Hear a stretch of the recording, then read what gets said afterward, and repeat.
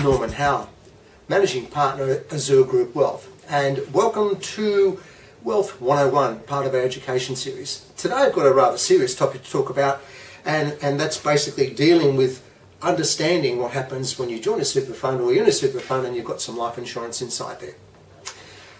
Now, let me ask you three very simple questions. Do you really know what would happen to your super money if you died? What type of form did you actually fill in? When was the last time you went and had a look?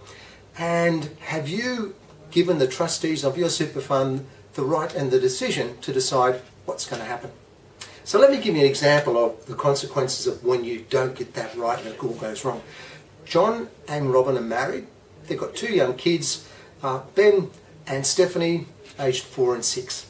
Robin looks after the kids and stays at home and has been thinking of going back to work next year when Ben goes back to school.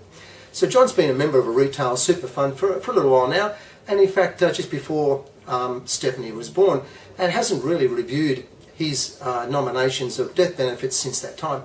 John and Robin, they've got a mortgage around about $500,000 and they've got very old wills and got no idea what's in them. John's on his way to work one day and has a fatal car crash. Leaving behind, of course, Robin and the two kids. Luckily, John had accumulated about $100,000 in his super and he had $1 million worth of term life, so big ticks there.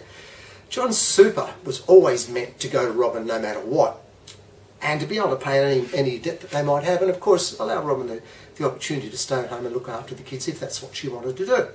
Instead, however, when John died, the super fund payment the trustees gave to Robin was very different, and it was devastating. Robin, when she received the money, had to go back to work because she was left with a debt of around about $133,000. So how did that happen? It could have happened to you. All it took was that when John joined the fund, he simply didn't know the difference between the forms, and he filled out a death benefits nomination of beneficiary form instead of filling out a binding death nomination.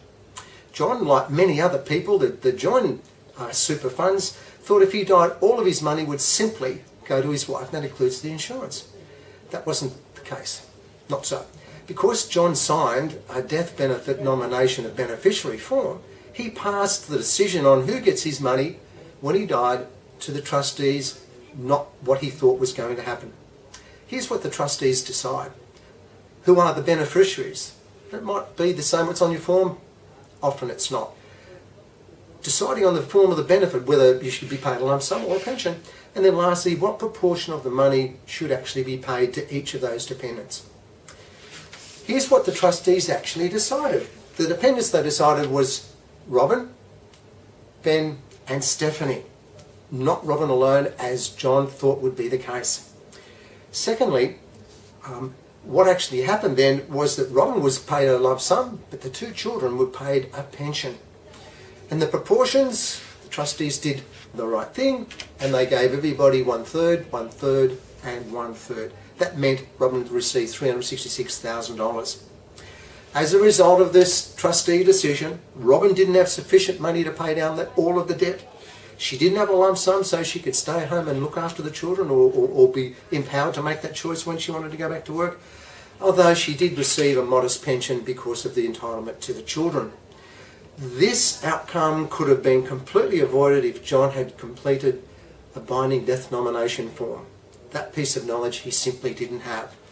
And in that case, the trustees would have been bound to what he said, 100% to Robin. Don't get caught. Please go and seek some advice about what's best for you and ensure you really know what would happen in the event that something took place and you died, and what would happen to your insurance money. Don't be like John and leave it to someone else. You decide. Please go and have a look and see what you've got and make sure it's right for you. I'm Norman Howe, Managing Partner at Azure Group Wealth. See you next time on Wealth 101.